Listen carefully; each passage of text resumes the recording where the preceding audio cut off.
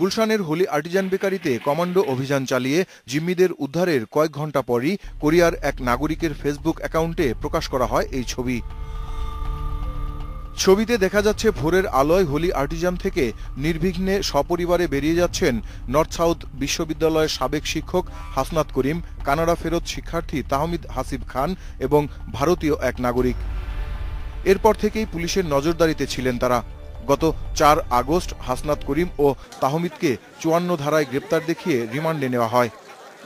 হাসনাত করিমকে আরও জিজ্ঞাসাবাদের জন্য হোলি আর্টিজান মামলায় গ্রেপ্তার করে ফের রিমান্ড চাওয়ার কথা জানিয়েছে পুলিশ। আমরা হোলি আর্টিজানের ঘটনায় যে সমস্ত আলামত পেয়েছি, ফরেনসিক আলামত যেগুলো পেয়েছি, আমাদের ইলেকট্রনিক ডিভাইসেস যেগুলো পেয়েছি এবং সেদিনের বিভিন্ন লোকজনের তোলা ভিডিও এবং স্টিল ফটোগ্রাফি আমরা পেয়েছি, সব কিছু আমরা পুঙ্খানুপুঙ্খ বিচার বিশ্লেষণ করে আমরা দেখছি।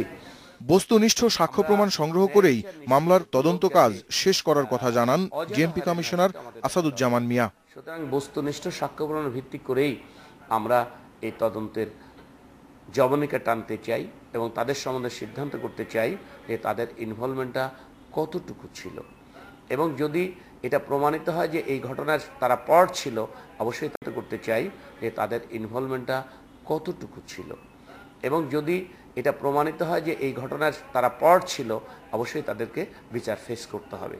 আর যদি এটা প্রমাণ হয় যে না তারা ইনোসেন্ট ছিল, অবশ্যই তারা এটা মুক্ত হবে। তদন্ত সংস্থার এক কর্মকর্তা বলেছেন, হাসনাত করিমকে এই মামলায় গ্রেপ্তার করে রিমান্ড চাওয়ার সিদ্ধান্ত হয়েছে। আর তাহমিদের ব্যাপারে ৫৪ ধারায় আরেক দফা রিমান্ডের আবেদন করা হবে শনিবার। Mahbub Alam, independent news, Dhaka.